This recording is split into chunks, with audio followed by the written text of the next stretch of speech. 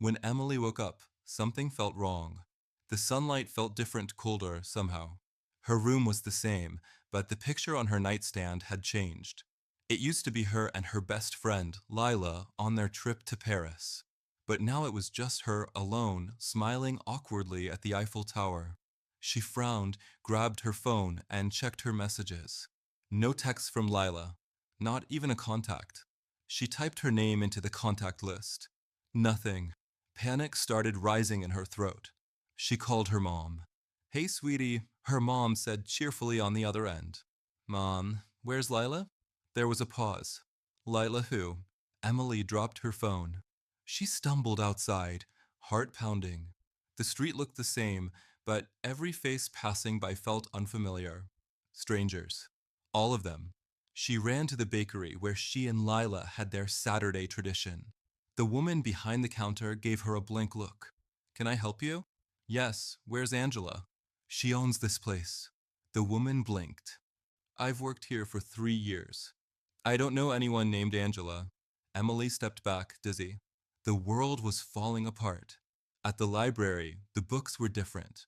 The authors she loved didn't exist. The fantasy series she'd read as a child gone, replaced with titles she'd never seen before. She started asking people random questions. "Who's the president?" "Governor Nelson," they answered, confused. "There is no president in our government." She sat on the park bench, shaking. Was she going insane? But then something flickered in the sky.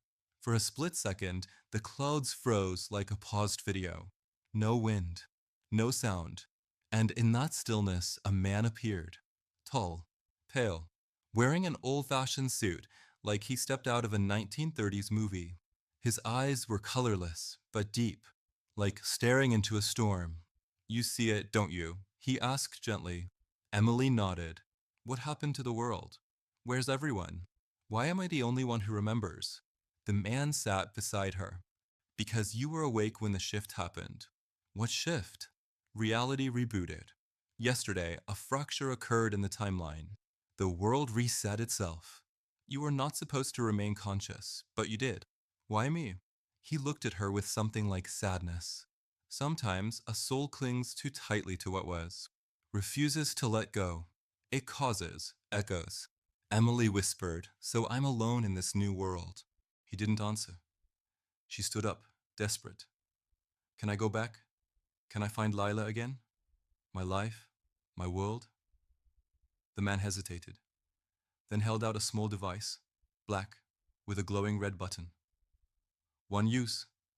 Press it, and you'll forget everything. You'll become like the others. This world will become your truth. And if I don't, you'll live knowing what was, haunted, always wondering." She looked down at the device. Would she trade truth for peace? Would forgetting be a gift or a curse? Emily looked at the sky, then at the crowd of people laughing in the distance, people she didn't know, people who would never know her. She closed her eyes and pressed the button. Emily pressed the button. The world blinked. Colors shifted, sounds warped, and suddenly everything felt normal. The bakery was bustling, her phone was full of contacts, and Lila's name was back in her call log. Her photo had returned, the two of them side by side, laughing under the Paris sky. She should have felt relief. But something wasn't right. At night, in the quiet of her room, her chest felt heavy, like something precious had been erased. She couldn't explain it, but she'd wake up from dreams of another version of this world. One with different books, a different sky, a strange man with colorless eyes, a choice she barely remembered making. Then one day, she saw him again, in the reflection of a store window, just a flicker, a ghost of memory. Emily followed it, drawn like a thread being pulled through time. She found herself standing in the middle of an empty street, the world still around her. And then, he appeared. "You weren't supposed to remember," he said softly. "I don't," Emily whispered, "but I feel it. Every day." He studied her face, then handed her a small envelope. Inside was a single photo, not one she had ever taken, In it, she stood in the same spot, but the sky was a different shade of blue, and beside her stood no one, a world that never was, or was no longer. Tears welled in her eyes. Will it happen again? She asked.